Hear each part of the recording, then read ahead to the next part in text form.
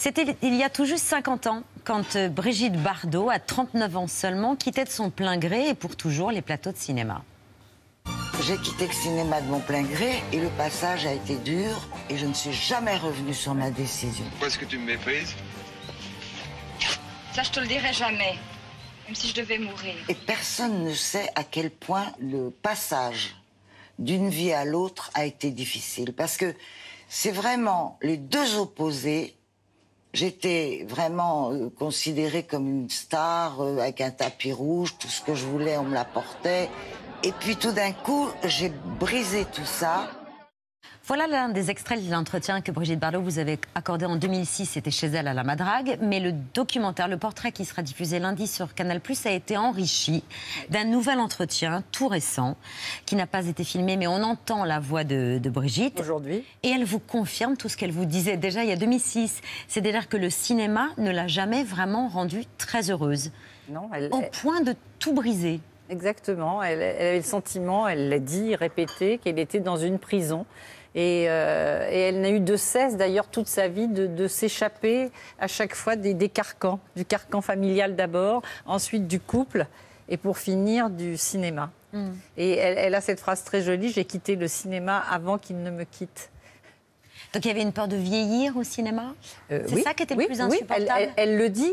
Et elle est aussi dans le paradoxe, parce que c'est ce qui est intéressant avec ce personnage, c'est la complexité, le paradoxe, c'est qu'en même temps, elle accepte de vieillir, elle n'a pas eu recours à la chirurgie esthétique, elle est filmée avec ses rides, etc., mais elle a voulu quitter le cinéma avant d'être filmée. Et de devenir mortelle pour la pellicule, en tout cas. Mais surtout avant qu'on ne l'appelle plus. Donc.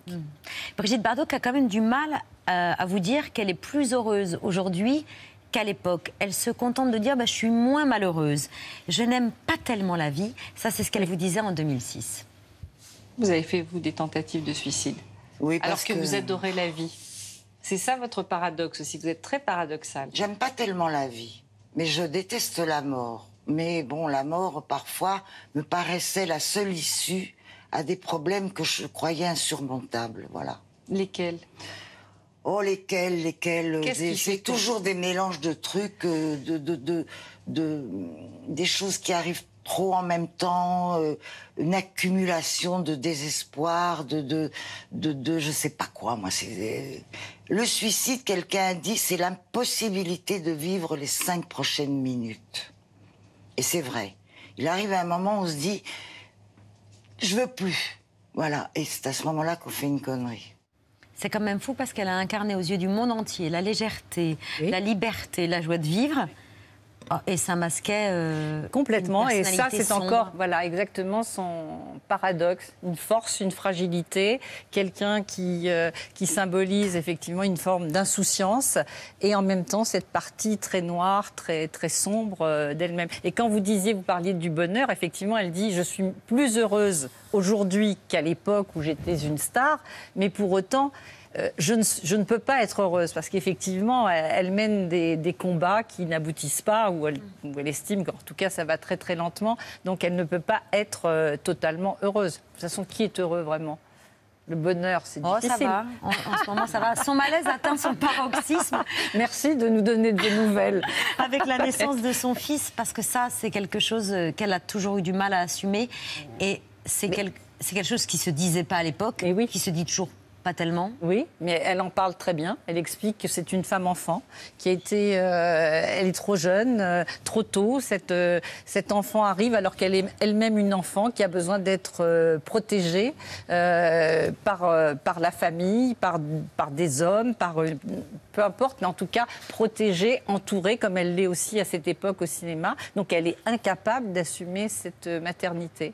Encore 2 exemples, Mireille, de ces aspects paradoxaux que vous soumettez à Brigitte Bardot. Bardot, le sexe symbole, déjà un premier exemple, le sexe symbole planétaire, se trouvait moche. Je ne me rendais pas du tout compte ni de ce que je représentais, ni de ce que je pouvais être peut-être mignonne. Je me trouvais toujours moche. Mignonne, c'est ce que vous dites? Non, mais je vous jure, je me trouvais toujours moche. Bon, alors, Je disais, il y en a tellement d'autres qui sont plus jolies que moi. Je comprenais pas très bien ce qui m'arrivait. Une pléiade de célébrités s'apprête maintenant à être présentée à Sa Majesté. Matthews, Sylvia Sims et notre Brigitte Bardot, qui est déjà l'une des favorites du public anglais. On a dit qu'auprès d'elle, Marilyn Monroe avait l'air d'un homme. On va pas aller jusque-là. Mais deuxième paradoxe, peut-être. C'est ce qu'il dit à l'époque. Oui. Deuxième paradoxe, peut-être encore plus profond. Bardot est devenu évidemment le symbole de l'émancipation féminine contre son gré. On a dit tout et son contraire. Et vas-y, je te dis ceci et je te dis cela sur Brigitte Bardot. Mon Dieu, tout ça est beaucoup plus simple.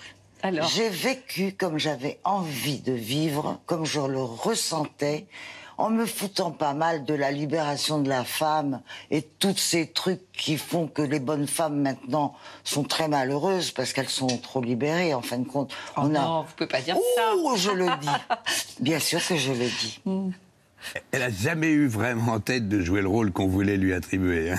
Absolument pas. D'ailleurs, elle a une phrase un petit peu après, comme toujours, des phrases à Brigitte qui lui vont bien d'ailleurs, très comme ça, radicales.